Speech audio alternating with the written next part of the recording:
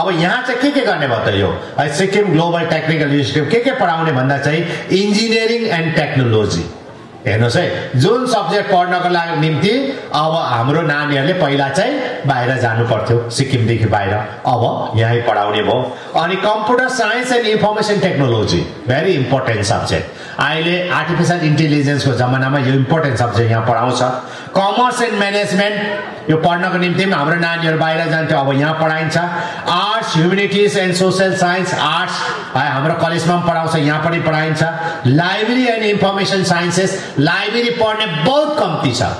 Librarian अहिले थुप्रोले माग्छ तर उनीहरूको सर्टिफिकेट हुँदैन त्यसले गर्दा यो कोर्स अब हुँदैछ भने हामीले विभिन्न पञ्चायत अफिसमा पनि लाइब्रेरियन लाउन सक्छौँ है हामी विभिन्न अफिसमा लाउन सक्छ हामी विभिन्न कल्चर डिपार्टमेन्ट लाउन सक्छौँ लाइब्रेरी र इन्फर्मेसन साइन्सेस भोकेसनल स्टडिजहरू टुरिज्महरू पढाइन्छ एग्रिकल्चर पढाइन्छ होटेल म्यानेजमेन्ट अहिले होटेल म्यानेजमेन्ट गर्नको लागि हामी बाहिर जानुपर्छ तर हाम्रो सिक्किमको पनि छ होटेल म्यानेजमेन्ट आफ्नो डिपार्टमेन्टको पनि छ तर यहाँ पनि पढाइन्छ फार्मेसी आज सबैभन्दा ज्यादा डिमान्ड फार्मेसीको छ आज बाहिर जानु पर्थ्यो अब यहाँ पढाइन्छ कानुन ल बुर्तुक ल कलेज छ त्यसपछि अर्को ल कलेज छ अब यहाँ पनि पढाउँछ अनि स्कुल्स अफ साइन्स पढाइन्छ अनि पछि बादमा यो हाम्रो जो चाहिँ हस्पिटल हुन्छ डिस्ट्रिक्ट अस्पताल हुन्छ हाम्रो जो नयाँ अस्पतालसँग तपाईको टायर गरेर उहाँहरूले एमबीबीएस मेडिकल पनि पढाउने उहाँहरूले चाँजो मिलाउँदैछ अनि मेडिकल पढाउने भयो भने हाम्रो नानीहरूले सबैजनाले मेडिकल पढ्न पाउँछ यो कोर्सेसहरू यहाँ अब पढाइन्छ भनेदेखि अब नाम्चीमा अब के गर्ने सबैभन्दा नाम्चीको डिमान्ड के हो है आफ्नो आफ्नो माग छ आफ्नो आफ्नो व्यक्तिगत डिमान्डहरू छ तर नाम्चीको सबैभन्दा ठुलो माग हो वाटर सप्लाई पिउने पानी है नाम्चीको मात्रै होइन यो प्रब्लम नामथाङ मल्ली अनि पोगलो कामराङ जति पनि नाम्ची डिस्ट्रिक्टमा परेको सुखौरो भएको जग्गाको तपाईको वाटर सप्लाई पिउने पानीको समस्या सबभन्दा ठुलो समस्या हो र हामीले भनेका छौं कि डिपार्टमेन्टलाई मैले पनि हर हालतमा हुन सक्छ 1000 करोड लागोस् कि 2000 करोड लागोस् कि 3000 करोड लागोस् हामी यो टर्ममा नाम्चीमा मेगा वाटर सप्लाई प्रोजेक्ट गरेर बृहत पिउने पानीको प्रोजेक्ट चाहे जंगुको फेदबाट ल्याउनु पर्योस् चाहे छंगुबाट ल्याउनु पर्योस् जहाँबाट पनि ल्याउनु पर्योस् हामी नाम्चीमा पानी चाहिँ हर हालतमा ल्याउँछौं हामी एक दुईवटा प्रपोजल आयो त्यसलाई हामीले टर्न डाउन गर्यो किन फेरि पनि तपाईको पम्पिङ गरेर भने पम्पिङले चल्दैन पम्पको मेसिन बिग्रियो फेरि 15 दिन फेरि त्यसो पानी खान पाउँदैन त्यसले गर्दा हामीले मेगा वाटर सप्लाई प्रोजेक्ट गरेर हामी नाम्ची वासीहरुलाई पानीको निम्ति हामी गर्छौं यो 5 वर्ष भित्रमा हामी पक्का गर्छौं अर्को तपाईहरुको यत्रो ठुलो डिस्ट्रिक्ट हो है सबैभन्दा ठुलो डिस्ट्रिक्ट आज नाम्ची छ है अरु डिस्ट्रिक्टमा सोरेङ डिस्ट्रिक्टमा 4टा निर्वाचन क्षेत्र अनि तपाईको गेजिङ डिस्ट्रिक्टमा 4टा निर्वाचन क्षेत्र तर सबैभन्दा ठुलो निर्वाचन डिस्ट्रिक्ट चाहिँ हो नाम्ची अब नाम्चीमा यत्रो जग्गा छ र पनि यहाँ कुनै पनि रिक्रिएसन पार्क छैन है यहाँनिर तपाईहरु बिहान बेलुकी किनभने अहिले सबैलाई के रे सुगर छ डायबिटिक छ कहाँ जाने त लु भन्नुस् त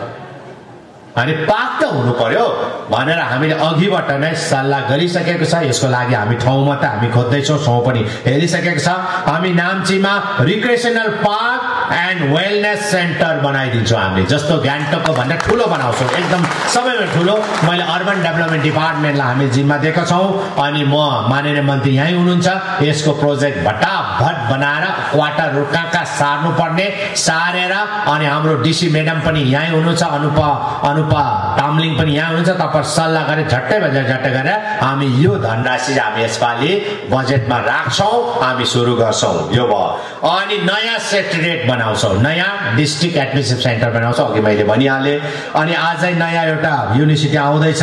अनि कोप्चेमा हामी बिडिओ अफिस बनाउँदै छौं अनि अर्को हिजो मात्रै हाम्रो मिटिङ भएको नाम्चीमा एउटा अल्टरनेटिभ ग्राउन्ड जो चाहिँ खेल्नको निम्ति माथि त टफ लगाएको छ आर्टिफिशियल टफ छ त्यसमा हरदम खेल्नु मिल्दैन त्यसले गर्दा बुमटारमा एउटा अल्टरनेटिभ ग्राउन्ड मिनी स्टेडियम जस्तो बनाएर हर खेलको त्यहाँ आयोजना गर्ने हामी बनाएको छौं भनेदेखि नाम्चीमा गेस्ट हाउस पनि छैन त्यसको पनि हामी निर्माण गर्छौं किनभने कोही पनि आउँदा गेस्ट हाउस आज छैन त्यसको पनि हामी निर्माण गर्छौं र जति पनि नाम्चीमा चाहिने जति पनि कुरा छ त्यसको लागि हामी गर्न निम्ति तयार छौं। माननीय विधायक महोदयले पनि भन्नुभएको छ, त्यसको लागि हामी तयार छौं। माननीय विधायक महोदयले तपाईको थुप्रो डिमान्डहरु उहाँले राख्नु भएको छ। नाम्चीको स्युरेज सिस्टम यो माथि हामी काम गर्छौं। अर्बन डेभलपमेन्ट डिपार्टमेन्ट टीएचसी मिलेर गर्नुपर्छ, किनभने यो स्मार्ट सिटी अन्तर्गत पनि कतिवटा भएको छ, यसलाई हेरेर काम गर्नुपर्नेछ। अनि ड्रेनेज सिस्टम ठीक छैन भन्दैछ, यो ठीक गर्नुपर्ने काम गर्छौं। अनि नाम्ची टुरिस्ट डेस्टिनेसन, अब नाम्चीमा थुप्रो